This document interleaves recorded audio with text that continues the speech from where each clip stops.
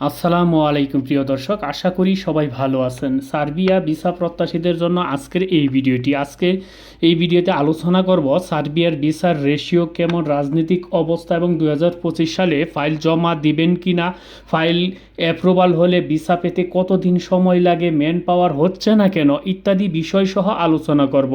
Garments ভিসায় যেতে কি কি যোগ্যতা লাগে এবং বেতন কত হবে, এই সব বিষয় নিয়ে এই ভিডিওতে আলোচনা করব। তাই ভিডিওটি অনেক গুরুত্বপূর্ণ হতে চলেছে, তাই ভিডিওটি না টেনে সম্পূর্ণ দেখতে থাকুন। নিত্য নতুন এমন ভিডিওর আপডেট পেতে মিস্টেক পয়েন্ট ইউটিউব চ্যানেলটি সাবস্ক্রাইব করে পাশে থাকার বেল আইকনটি অন করে রাখুন, সবার আগে আপডেট নোটিফিকেশন পেয়ে যাবেন। অলরেডি সাবস্ক্রাইব করে থাকলে আপনাকে অসংখ্য ধন্যবাদ। তো চলুন শুরু করি আজকের ভিডিও। একজন ভাই আমাকে আগের ভিডিওতে কমেন্ট করেছেন যে সার্বিয়ার যে ওয়েবসাইট আছে সেই ওয়েবসাইটের লিঙ্কটা দেওয়ার জন্য বা কোন ওয়েবসাইটটা সেটা বলার জন্য। আসলে উনি আমাকে স্পষ্ট করে বলেন নাই যে আসলে কিসের জন্য। যতটুকু আমি ধারণা করেছি হয়তো বা উনি ওনার পারমিট চেক করার জন্য হতে পারে। সেই ভাইয়ের উদ্দেশ্য বলতেছেন, ভাই এইটাই হচ্ছে সার্বিয়ার ওয়েবসাইট। এই ওয়েবসাইটে আপনারা প্রবেশ করবেন আর লিঙ্কটা হচ্ছে এই দেখেন লিঙ্কটা আমি একটু আপনাদেরকে জুম করে দেখাচ্ছি। এই দেখেন লিঙ্কটা, এই সাইটটাতে যখন প্রবেশ করবেন আপনারা কিন্তু এখানে লগ ইন যে অপশনটা, সেই লগ ইন অপশনটা থাকবো। এটা আমি আপনাকে দেখাই আসলে প্রথম ঢুকলে কীরকম দেখায়। আমি এটা লগ ইন করেছি দিকেই। হ্যাঁ, আপনারা যখন প্রথম আসবেন আপনাদের কিন্তু এইরকম আসবে। এরকম আসার পর আপনারা এইখানে কিন্তু এই যে সার্বিয়ার যে ল্যাঙ্গুয়েজ সেই ভাষাটা এখানে এভাবে থাকবে, তখন কিন্তু আপনারা এখানে কিছুই বুঝবেন না।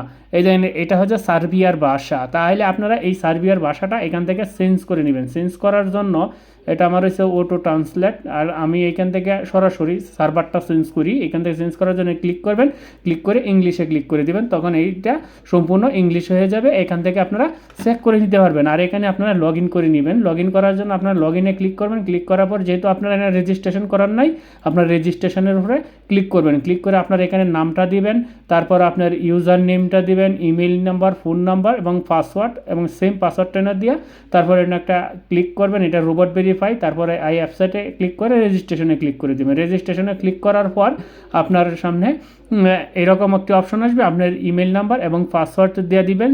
পাসওয়ার্ডটা এখানে সেভ করে লগ ইন নিয়ে ক্লিক করে দিবেন, তাইলে আপনার এটা লগ ইন হয়ে যাবে। এখান থেকে আপনি আরও অনেক কিছু ডিটেলস দেখতে পাবেন। যাই হোক প্রিয় দর্শক, এখন আমরা মূল ভিডিওতে চলে যাই।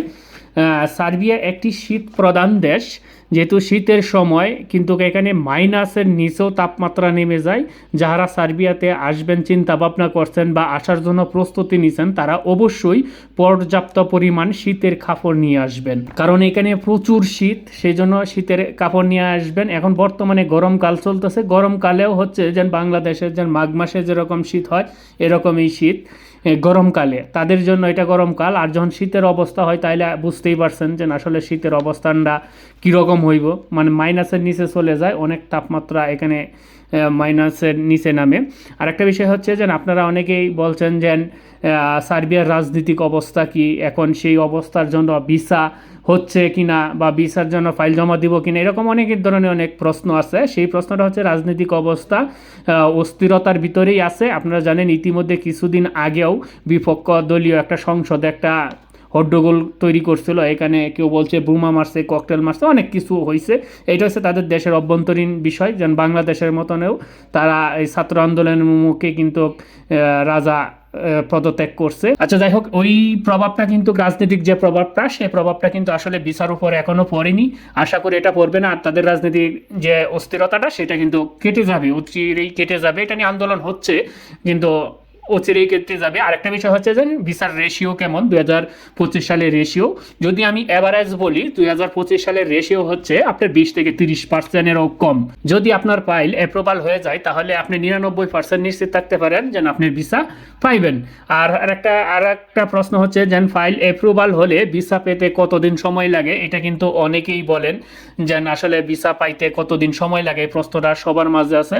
যে নর্মালিভাবে যদি ফাইল আপনার অ্যাপ্রুভ হয়ে যায় তাহলে তাহলে আপনার ট্যাম্পিং হতে 2 থেকে 3 মাসের মতন সময় লাগে। আর একটা বিষয়, কমন একটা প্রশ্ন সবাই এইটার ভিতরে আসেন, সেটা হচ্ছে যে ম্যান পাওয়ার হচ্ছে না কেন, ম্যান পাওয়ার কেন হচ্ছে না, এরকম একটি প্রশ্ন। অনেকেই ম্যান পাওয়ারের জন্য আবেদন করতেছেন কিন্তু ম্যান পাওয়ার হচ্ছে না। সেই ম্যান পাওয়ার কেন হচ্ছে না? দুইটি কারণ বিদ্যমান থাকে। একটি কারণ হচ্ছে যদি আপনার ভিসাটা ফেক বা জাল থাকে, আপনি 15-20 দিন হয়ে গেলে আপনি আগেই যাইবেন, গেলে গিয়া এটা খোঁজ খবর নিবেন যে আসলে যদি ভিসা আপনার ফেক হয়ে থাকে তাহলে কিন্তু আপনার ম্যান পাওয়ার হবে না। আর দ্বিতীয় অপশন হচ্ছে যে ম্যান পাওয়ারের জন্য অবশ্যই আপনার একটা তাদের একটা লিস্ট আছে, সেই লিস্ট অনুযায়ী দেখা গেছে সিরিয়াল অনুযায়ী একটু সময় লাগে।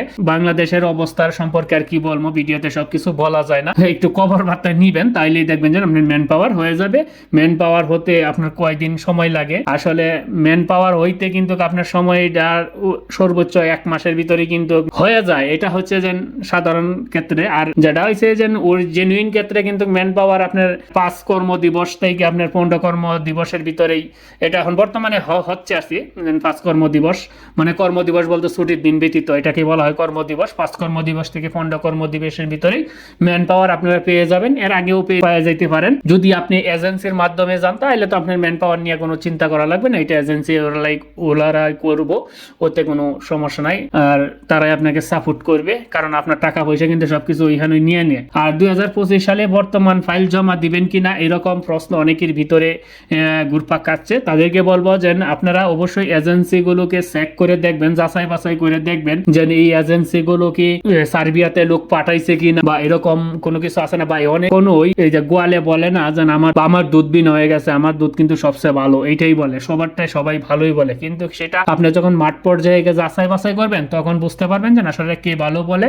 আর কে খারাপ বলে। আপনি যে কেউ লোভ প্রলোভনায় দেখাইতে পারে এইগুলোতে আপনার পড়বেন না। না পইরা আপনারা সকল এজেন্সিগুলো চেক করবেন যে কোন এজেন্সিতে আপনার টাকা পয়সা কম লাগতেছে। ভাই যদি আপনার 50,000 টাকা কম লাগে, সেই 50,000 টাকা সেই মুহূর্তে আপনার জন্য অনেক কিছু। যদি যে এজেন্সিতে কম লাগবে সেই এজেন্সিতে আপনি ফাইল জমা দিবেন, এবং সেই এজেন্সি লোক পাঠাইছে কিনা এরকম তথ্য নেবেন। বলছে হ্যাঁ পাঠাইছে, যে পাঠাইছে, কারে পাঠাইছেন বা কোন জায়গায় পাঠাইছেন, একটু কষ্ট করে তাদের তথ্য নিয়ে তাদের সাথে একটু যোগাযোগ করবেন। তখন আরেকটা বিষয় আপনি কনফার্ম হইতে পারবেন যে তার কাছ থেকে কত টাকা নিছে, তখন কিন্তু আপনি একটা শিওর হয়ে যাবেন। তখন আপনি এর স্যার একটু কম দেওয়ার চেষ্টা করতে পারেন এবং দিবেন। আরেকটা বিষয় হচ্ছে যে একজন ভাই আমার বলছিল যে আসলে ওয়ার্ক পারমিটে কত বছর মেয়াদি হয়ে থাকে, সেটা মূলত সাধারণভাবে 1 বছরই হয়ে থাকে। 1 বছর পর পর এটা আপডেট হয়, রিনিউ হয়। এই হচ্ছে যে মোটামুটি একটি আপনাকে ধারণা দিলাম। আরেকটা বিষয় হচ্ছে যে গার্মেন্টস সেক্টরের ভিসায় অনেকেই আছেন যে গার্মেন্টস সেক্টরের ভিসায় যেতে চাচ্ছে। সার্বিয়াতে কি গার্মেন্টস সেক্টর ভিসায় যাওয়া যায় কিনা, বা কোন কাজে গেলে কিরকম বেতন হতে পারে,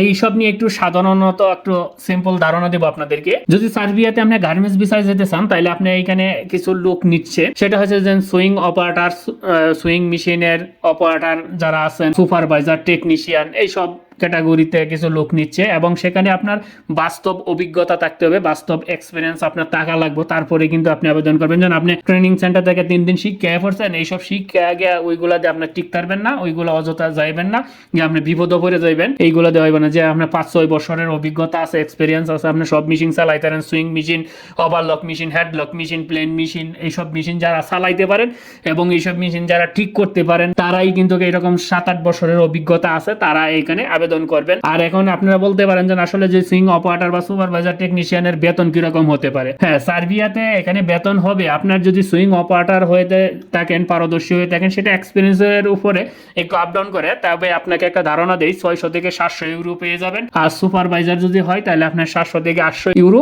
আর যদি আপনি টেকনিশিয়ান হয়ে থাকেন তাহলে 700 থেকে 1000 ইউরোর মধ্যে হয়ে যায়। আর ম্যানেজার হইলে যারা কোয়ালিটি ম্যানেজার এরকম যদি হয়ে থাকেন তাহলে ধরেন 1500 থেকে 2000 ইউরো, বেশিও কমও হইতে পারে। এটা হচ্ছে আপনার এক্সপিরিয়েন্সের উপরে, আপনার কোম্পানির উপরে নির্ভর করে, আর আপনি কোন কোম্পানিতে যাচ্ছেন সেই কোম্পানির উপরে নির্ভর করবে, কারণ এই কোম্পানি আপনার রেঞ্জ কি রকম সেটার উপরে নির্ভর করে। কারণ অনেক কোম্পানি দেখা গেছে যে আরো অনেক রেঞ্জ বেশি দিচ্ছে, কারণ এক্সপিরিয়েন্সের লোক দেখে তারা বেশি দিয়ে নিচ্ছে। এটা হচ্ছে যেন আপনার এক্সপিরিয়েন্সের উপরে নির্ভর করবে। আপনার টাকা খাওয়ার কি ব্যবস্থাটা, সেটা হচ্ছে আপনার এখানে থাকা একদম ফ্রি, আর খাওয়ার জন্য আপনার প্রতি মাসে 100 ইউরো দিবে মালিক। এটা হচ্ছে আপনার বেতন ছাড়া। আপনার বেতন যদি 700 ইউরো হয় তাহলে এই 700 ইউরো আপনার এটা আলাদা, আর খাওয়ার টাকাটাই আলাদা, আপনার 100 100 ইউরো দিবে। আর আপনার ডিউটি হচ্ছে যেন 8 ঘন্টা ডিউটি, সপ্তাহে 5 দিন ডিউটি করতে হবে। এখানে আপনারা অনেকেই জানেন যে ইউরোপ কান্ট্রিগুলোতে শনিবার রোববার বন্ধ থাকে, সাপ্তাহিক 2 দিন বন্ধ, সেই 2 দিন ছুটির দিন আপনি ছুটির দিন ঘুরতে পারবেন মন খুলে এই বরফের দেশে। আর যেতে কতদিন সময় লাগতে পারে, এখন বলতে পারেন যে আমরা যদি এই ফাইলটা জমা দেই তাহলে জমা দিলে কতদিন